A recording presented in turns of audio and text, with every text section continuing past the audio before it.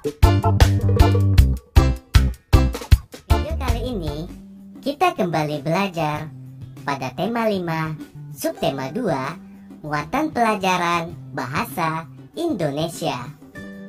Mengembangkan ide pokok menjadi kalimat utama. Setiap teks memiliki gagasan dasar dalam pembuatannya. Gagasan dasar yang terkandung dalam teks disebut ide pokok. Ide pokok biasanya terdapat pada setiap paragraf. Ide pokok berisi gagasan dasar mengenai suatu hal atau kejadian yang ingin disampaikan pembuat teks. Ide pokok tersebut dijadikan dasar dalam pembuatan teks. Untuk membuat sebuah teks, penulis biasanya menentukan dahulu topik dan ide pokok. Setelah ditentukan, ide pokok tersebut dikembangkan menjadi kalimat utama. Kalimat utama harus berisi informasi utama atau ide pokok yang menjelaskan dasar permasalahan di dalam teks. Untuk mengembangkan ide pokok menjadi kalimat utama, lakukanlah hal-hal berikut ini. Pertama, membaca teks dengan saksama. Kemudian, menentukan ide pokok dari teks. Selanjutnya, membuat kalimat baru yang berisi ide pokok tersebut menggunakan bahasa sendiri. Selanjutnya, menggunakan pilihan kata dan ejaan yang tepat saat mengembangkan ide pokok menjadi kalimat-kalimat utama. Untuk lebih jelasnya, perhatikan contoh di bawah. Simaklah paragraf non-fiksi berikut ini. Meskipun sering dianggap sebagai hewan pengganggu, belalang ternyata memiliki kandungan nutrisi yang baik bagi tubuh manusia. Menurut beberapa penelitian, dalam tubuh belalang terdapat berbagai jenis kandungan nutrisi seperti protein, vitamin, asam lemak esensial, dan mineral. Seekor belalang mengandung kurang lebih 20 sampai dengan 40% protein, serta 25 sampai dengan 30% vitamin A dalam tubuhnya. Selain itu, pada kulit belalang juga terdapat zat kitosan, seperti pada udang. Semua nutrisi tersebut sangat bermanfaat bagi pertumbuhan dan perkembangan tubuh manusia. Kalimat utama pada paragraf tersebut terdapat pada kalimat pertama, yaitu meskipun sering dianggap sebagai hewan pengganggu, belalang ternyata memiliki kandungan nutrisi yang baik bagi tubuh manusia. Dari kalimat utama tersebut, barulah kita dapat mengetahui ide pokoknya, yaitu belalang memiliki kandungan nutrisi yang cukup tinggi. Untuk mengembangkan ide pokok menjadi kalimat utama, kamu dapat membuat kalimat baru berisi ide pokok. Pastikan kalimatmu berbeda dengan kalimat pada paragraf yang asli. Contoh kalimat utama yang dibuat dengan kalimat yang lain yaitu, belalang sangat bermanfaat bagi tubuh manusia karena memiliki kandungan nutrisi yang cukup tinggi. Mengembangkan ide pokok menjadi paragraf non-fiksi. Untuk menulis paragraf non-fiksi dari ide pokok teks, ada beberapa hal yang perlu diperhatikan, yaitu pertama, menentukan topik. Misalnya, kamu ingin membuat teks non-fiksi dengan topik harimau, sang pemangsa utama dalam ekosistem hutan.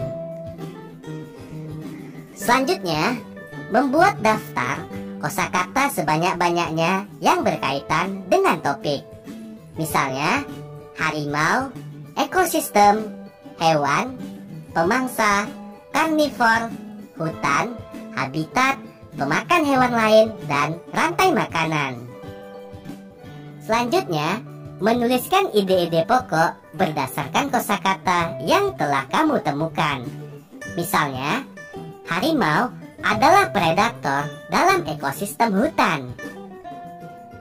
Kemudian, Membuat kalimat utama dengan mengembangkan ide pokok yang telah kamu buat. Dari ide pokok harimau adalah predator dalam ekosistem hutan, kamu dapat membuat kalimat utama seperti, sebagai anggota ekosistem hutan, harimau merupakan predator utama dalam rantai makanan. Selanjutnya, mencari informasi utama tambahan dari berbagai sumber yang dapat mendukung ide pokok dan kalimat utama yang telah dibuat. Berikutnya, membuat kalimat pendukung berdasarkan informasi tambahan atau kosakata yang telah kamu tulis sebelumnya. Misalnya, kalimat pendukung yang pertama, harimau termasuk hewan karnivor karena memakan daging hewan lain. Kalimat pendukung kedua, dalam rantai makanan di ekosistem hutan, harimau berperan sebagai konsumen tingkat akhir. Kalimat pendukung yang ketiga, tidak ada hewan lain yang memangsa harimau. Langkah terakhir, menyusun kalimat utama dan kalimat penjelas sesuai urutan, sehingga menjadi sebuah paragraf non-fiksi yang padu. Misalnya, sebagai berikut. Sebagai anggota ekosistem hutan, harimau merupakan predator utama dalam rantai makanan. Harimau termasuk hewan karnivor karena memakan daging hewan lain. Dalam rantai makanan di ekosistem hutan, harimau berperan sebagai konsumen tingkat akhir. Hal itu karena tidak ada hewan lain yang memangsa harimau. Membuat ringkasan berdasarkan ide pokok dan informasi penting. Ringkasan merupakan informasi mengenai suatu hal atau kejadian yang disampaikan secara lebih singkat dan padat dari teks aslinya. Berikut hal-hal yang perlu diperhatikan saat membuat ringkasan teks non-fiksi. Pertama, membaca teks non-fiksi dengan saksama. 2. Menentukan ide pokok dari teks non-fiksi. 3. Menyusun ide pokok tersebut ke dalam beberapa kalimat. Dan yang keempat, memperhatikan pemilihan kata dan ejaan. Ayo simaklah teks berikut. Subak merupakan sebutan bagi kumpulan petani yang mengelola sistem irigasi di kawasan persawahan Bali. Persawahan tersebut biasanya dibatasi oleh sungai, jurang, atau kenampakan alam lain. Satu kelompok subak memiliki satu sumber air yang mengalir ke sungai dan melewati atau berada di dekat kawasan persawahan. Antar kelompok subak saling membantu dan bergotong royong untuk meminjam air. Oleh sebab itu, setiap anggota bertanggung jawab terhadap penggunaan air. Dari teks bacaan tersebut, kita dapat menulis gagasan pokok dan informasi penting seperti di bawah ini. Gagasan pokoknya, pengertian subak.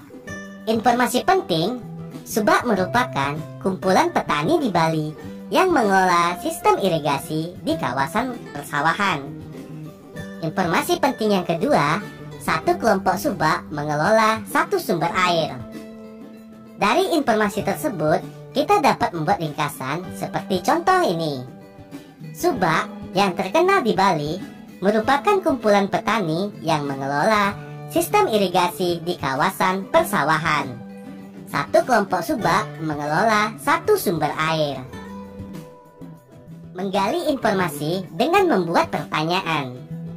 Untuk menggali informasi dengan membuat pertanyaan, hal pertama yang perlu dilakukan adalah membaca isi teks secara keseluruhan dengan saksama. Setelah itu, buatlah kalimat tanya yang berkaitan dengan isi teks tersebut. Kamu dapat menggunakan kata tanya apa, di mana, mengapa, siapa, kapan, dan bagaimana saat membuat pertanyaan. Melengkapi informasi teks non-fiksi yang dibaca. Untuk melengkapi informasi-informasi teks non-fiksi yang dibaca, kamu perlu memperhatikan hal-hal berikut. Pertama, membaca teks dengan saksama. Kedua, menggarisbawahi kata kunci atau ide pokok pada setiap paragraf teks. 3. Menjawab pertanyaan yang diberikan. Menulis teks non-fiksi berdasarkan informasi pada artikel. Kamu telah mempelajari cara menulis teks non-fiksi dengan cara mengembangkan ide pokok teks. Kamu dapat menulis teks non-fiksi dengan tambahan informasi yang bersumber pada artikel.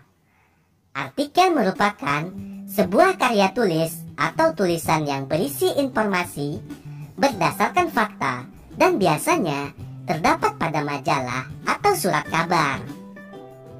Berikutnya, ayo carilah informasi penting yang terdapat pada artikel. Lalu kembangkan menjadi pikiran utama atau ide pokok. Ingatlah kembali langkah-langkah menulis teks non-fiksi dengan mengembangkan ide pokok.